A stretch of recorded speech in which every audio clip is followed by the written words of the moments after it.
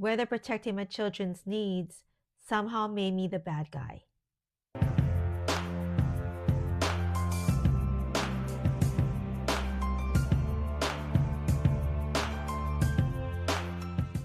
Hi everyone, welcome back to Heal and Bloom. Today I want to talk about the emotional aftermath of setting boundaries. When protecting yourself feels harder than staying silent ever did. You say no, you speak up, you choose peace, and instead of feeling relieved, it sits with you. You start wondering if you did the right thing, if you went too far, or if you misread everything. If setting boundaries ever made you feel like the bad guy, you're not alone. So let's talk about why this happens and what it's really revealing. Let's begin.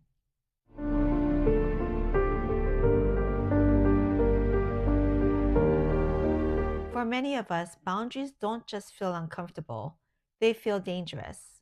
That's because we're assigned roles early on: the peacemaker, the helper, the one that lets things go, and the one that keeps everyone calm, even at personal cost. You may have been praised for being patient, forgiving, understanding, while quietly ignoring your own limits. So when you finally set a boundary, you're not just changing behavior, you're breaking a pattern that others relied on.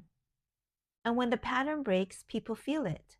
They may say things like, "You've changed, you're being selfish, this isn't very loving," but what they're really reacting to is a loss of access, not a loss of love. One of the boundaries I set with my husband was providing for the family, especially for our kids. I asked that he contribute money towards the kids' needs, their necessities, their activities, and things that children require to feel cared for and supported. And the truth is, I was the one that was working and the one that was carrying the financial responsibility for our household. He worked side jobs, but the money that he made was spent on himself or his hobbies. He was used to me covering everything, so this boundary required something new. It required him to step up, to take responsibility, and to show up as a provider. And when I held that line, the guilt came fast. He said that he wasn't well enough to work, and it made it seem like setting my boundary was unreasonable and even harmful. Like I was asking too much, and for a while, I believed it.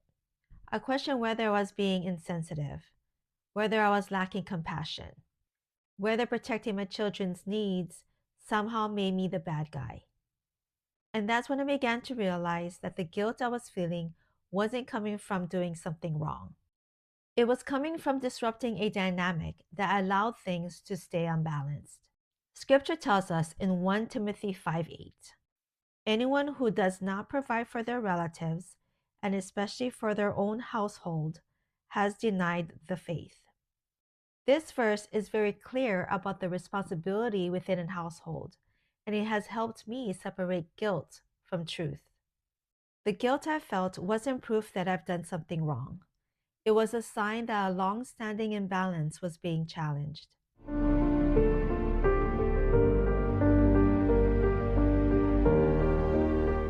After that experience, I noticed a pattern. Every time I held a boundary, guilt showed up, not as clarity, but as pressure. Pressure to explain myself, to soften it, to make it easier for everyone else, to fix what wasn't mine, and to carry responsibility that didn't belong to me. That's when Matthew 5:37 started to mean something different to me. Let your yes be yes, let your no be no. Anything more than this comes from the devil. This verse isn't about being cold or rigid, it's about being honest.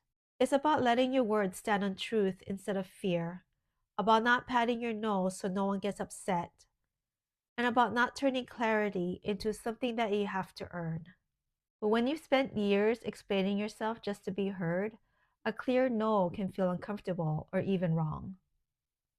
Because conviction brings peace, even when it's hard. Guilt brings chaos and self doubt.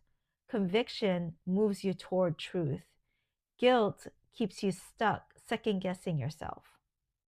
So when a boundary leaves you questioning your heart instead of strengthening it, it's usually not God correcting you. It's an old pattern trying to pull you back in.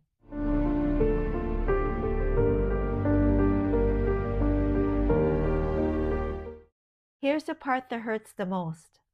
Boundaries shift responsibility back to where it belongs.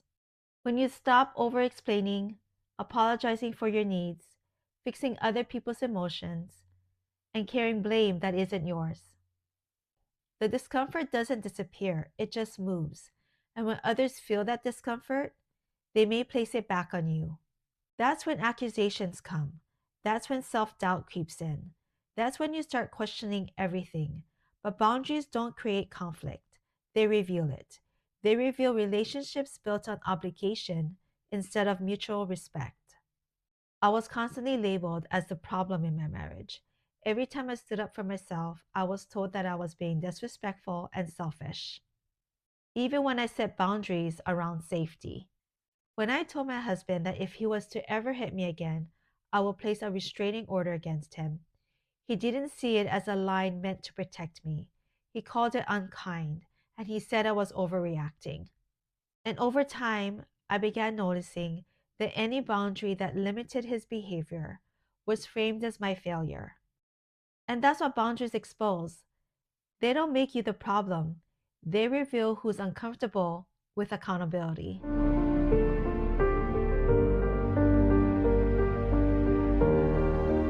Here's what I've learned: boundaries don't ruin healthy relationships, they reveal the ones that were never built on mutual responsibility. When someone respects you, they may not love your boundary, but they'll honor it. When someone benefits from your silence or overgiving, they'll often resist it. And that resistance can make you question yourself. It can make you wonder if you're being too firm or too much. But boundaries aren't about shutting people out. They're about being clear on what you can and can't carry anymore. They bring honesty into the relationship. They show where responsibility belongs. That discomfort doesn't mean you chose wrong. It usually means things can't stay the same anymore. And I know that can feel scary, especially if you're the one to keep the peace.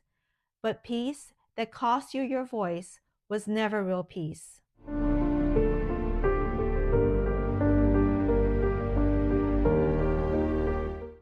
As you move forward, pay attention to what comes up the next time you hold a boundary. Notice when guilt shows up. Notice what it asks you to carry. And take a moment to really ask yourself whether that weight is actually yours. You didn't become harsh, you became honest. You didn't lose your heart, you found your voice. And that kind of clarity takes courage. Until next time, please take care. Peace, rooted in truth, is never something you should apologize for. Bye.